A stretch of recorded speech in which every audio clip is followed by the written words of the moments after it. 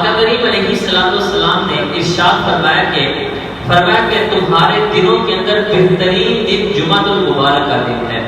اس دن کے اندر تم کثرت کے ساتھ میری ذات پہ درود پاک پڑھا کرو۔ عرض کیا کیا حضور اس دن کی فضیلت اتنی کیوں ارشاد فرمائی گئی؟ حضور نے فرمایا اس کا سبب یہ ہے کہ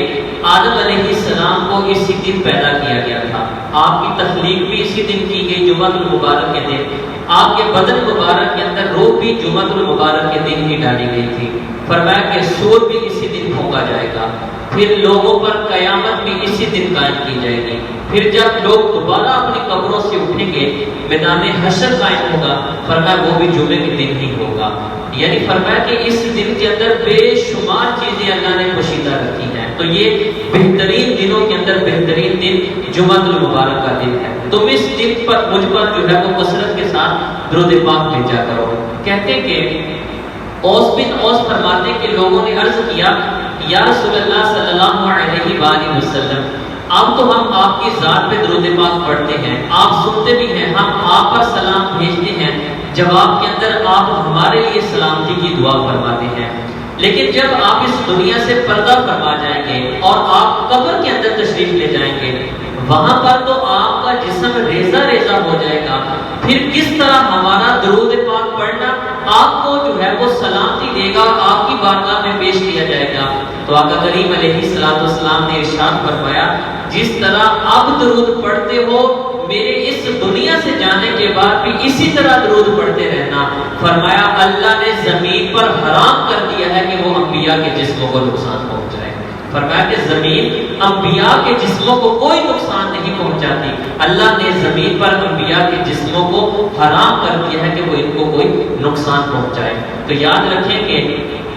انبیاء کرام علیہ الرضوان جتنے بھی تمام انبیاء ہیں وہ آج اپنی قبروں کے اندر زندہ ہیں، اور جس طرح پہلے ان کو تصرف عطا فرمایا گیا تھا آج مرنے کے بعد بھی انہیں اسی طرح جو ہے وہ تصرف عطا فرمایا گیا ہے۔ اور اس پر بے شمار جو ہے وہ احادیث مبارکہ سے قرآن کریم کی تفسیر سے اس پر جو ہے وہ ہمیں دلائل ملتے ہیں۔ ایک بات آپ کے سامنے پیش کرنا چاہوں گا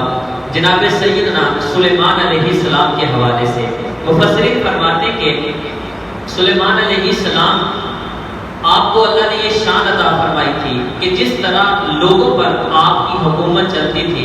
سلیمان علیہ السلام اسی طرح جنات پر بھی حکومت کیا کرتے تھے۔ آپ کے دور مبارک کا یہ بھی خاصہ تھا کہ انسان اور جنات یہ اکٹھے زندگی بسر کرتے تھے، جس طرح آج ہم لوگ آپس میں رہتے ہیں، جنات لوگوں کے درمیان اسی طرح خلط ملط تھے۔ اور جتنے بھی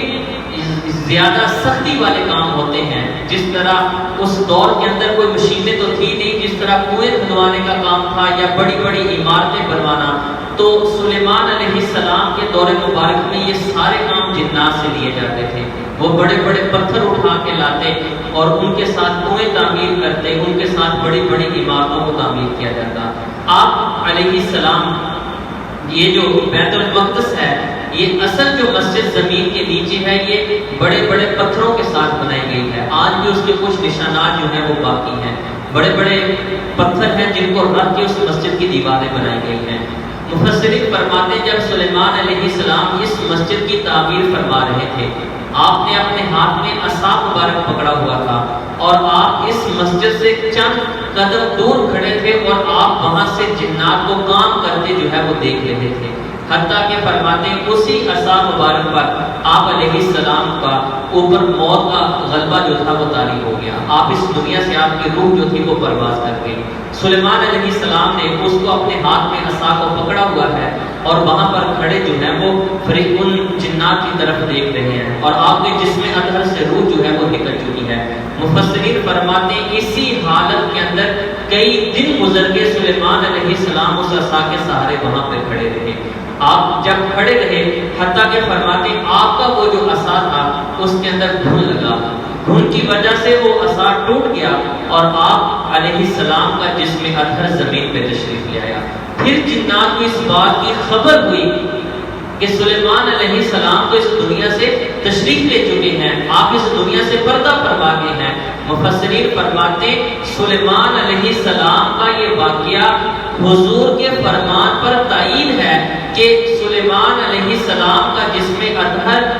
اس دنیا سے ظاہری طور پر پردہ فرمانے کے بعد کئی دنوں تک اس عصا اور دیوار کے سہارے کھڑا رہا، فرماتے آپ کے جسم اطہر کا ایک جز بھی جو تھا وہ خراب نہ ہو سکا، آپ کا جسم بالکل سلامت رہا۔ فرماتے یہ تائید ہے اس بات پر کہ جو حضور نے ارشاد فرمایا تھا کہ اللہ نے انبیاء کے جسموں کو حرام کر دیا ہے زمین پر، اور زمین انبیاء کے جسموں کو کوئی نقصان نہیں پہنچا سکتی۔ تو انبیاء کے جس طرح ظاہری حیات کے اندر ان کو شان سے نوازا جاتا ہے، یاد رکھیں اس دنیا سے چلے جانے کے بعد وہ تصرف ان سے واپس نہیں لیا جاتا، وہ تصرف ان کا اسی طرح قائم رہتا ہے اور اللہ وہ شانیں ان کی اسی طرح سلامت رکھتا ہے۔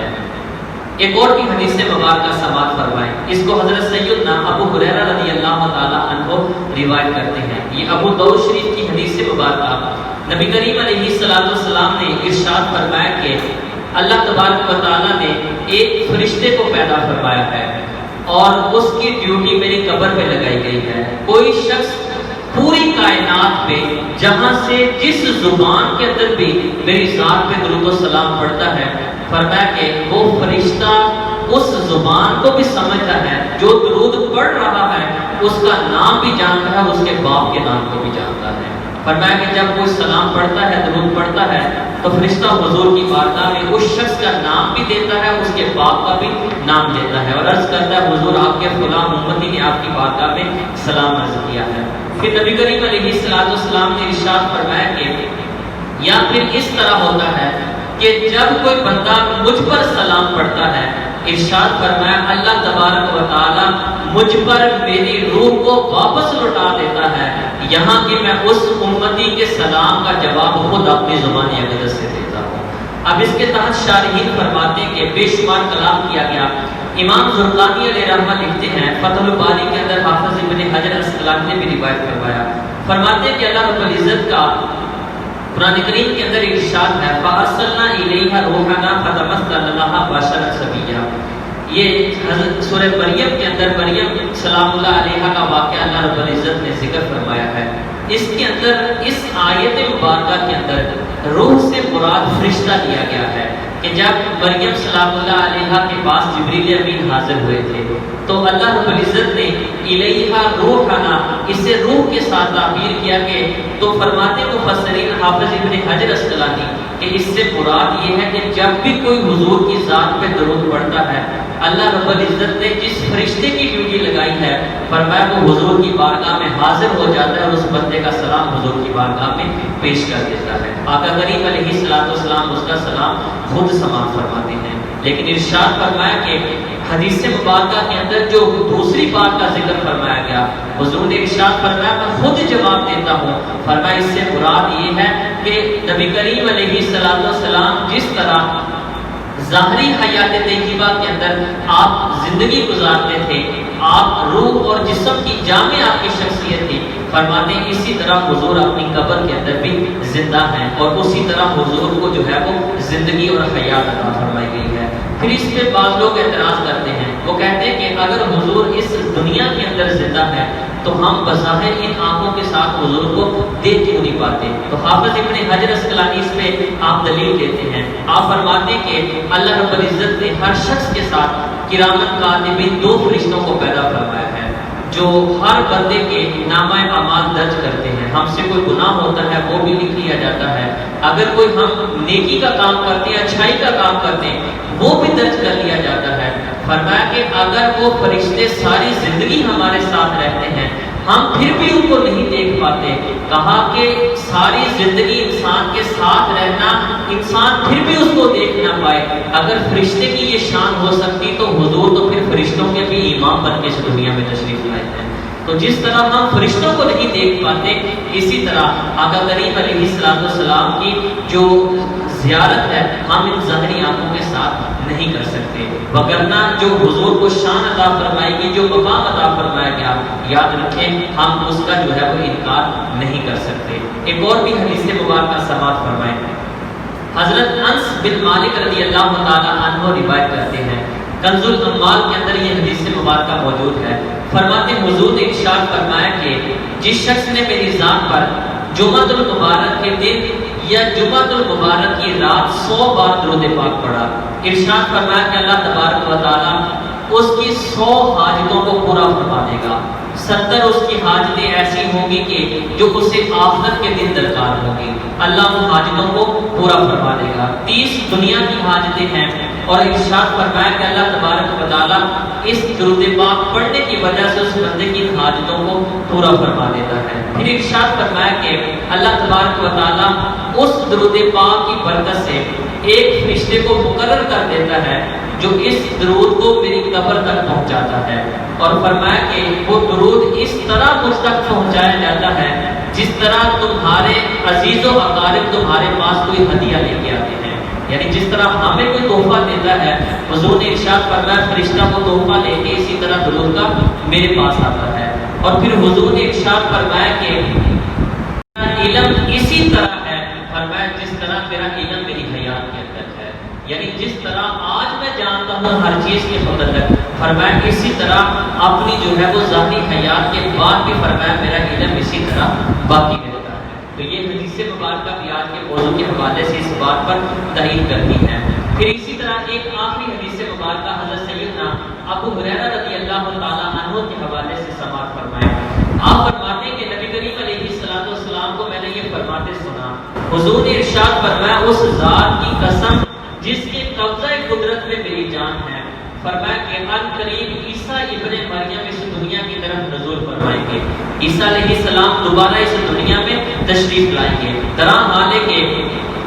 وہ امام عادل ہوں گے، بادشاہ ہوں گے اور عدل کرنے والے ہوں گے، اور فرمایا کہ وہ صلیب کو توڑ دیں گے۔ آج عیسائیوں کا یہ عقیدہ ہے کہ عیسیٰ علیہ السلام کو جو ہے وہ صلیب پہ لٹکا کر معاذ اللہ ان کو قتل کر دیا گیا تھا، پھانسی دے دی گئی تھی، لیکن یاد رکھیں کہ قرآن اس کا رد کرتا ہے۔ قرآن پاک کے اندر اللہ نے ہمیں یہ نظریہ عطا فرمایا کہ نہ عیسیٰ علیہ السلام کو قتل کیا گیا، نہ ان کو پھانسی پہ لٹکایا گیا، بلکہ ان کو ان کے رب نے اپنی طرف اٹھا لیا ہے۔ حضور نے ارشاد فرمایا کہ جب عیسیٰ علیہ السلام تشریف لائیں گے تو وہ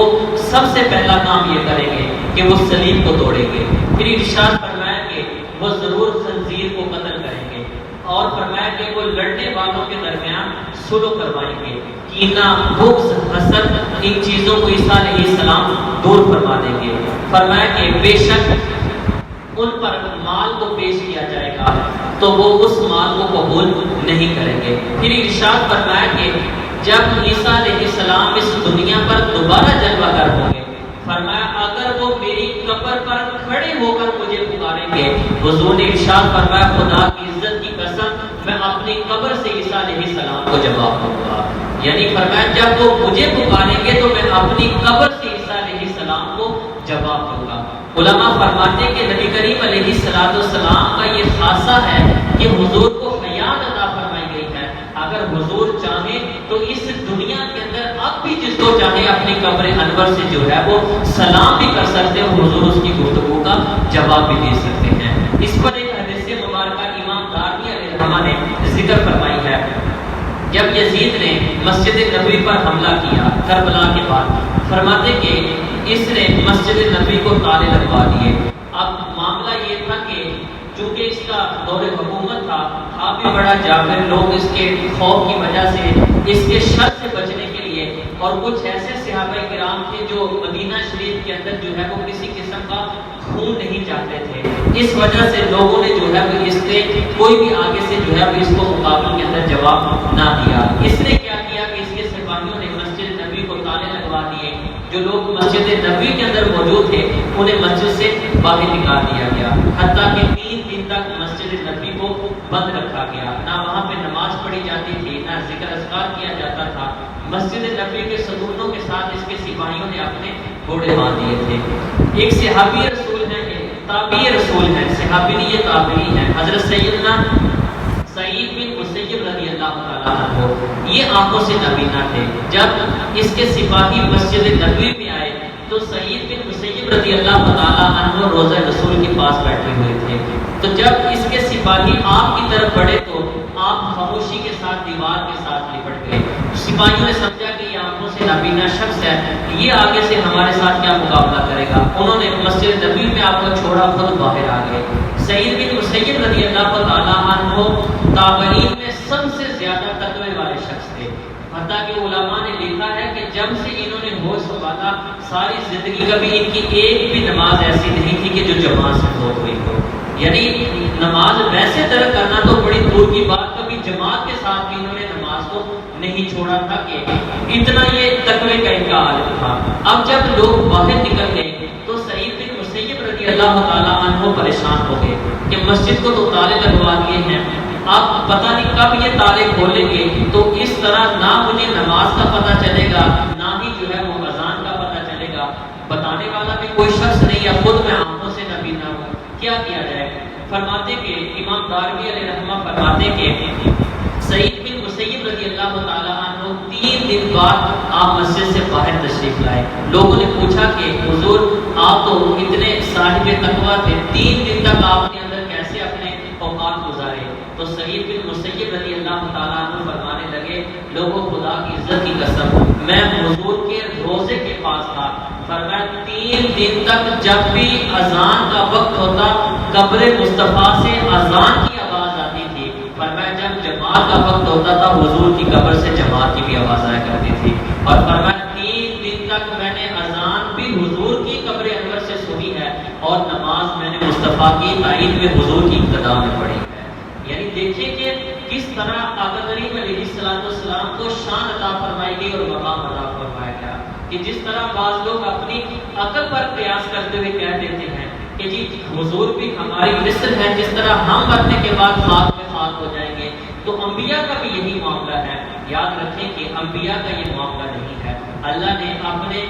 برگزیدہ بندوں کو، ان انبیاء کو یہ شان عطا فرمائی ہے کہ ان کی زندگیاں تو زندگیاں تھی، مرنے کے بعد بھی اللہ نے ان کو ایسی حیات عطا فرمائی کہ جس کا کوئی مقابلہ نہیں کر سکتا. حضرت سیدنا ابو بکر صدیق رضی اللہ تعالیٰ عنہ کے حوالے سے علماء فرماتے ہیں کہ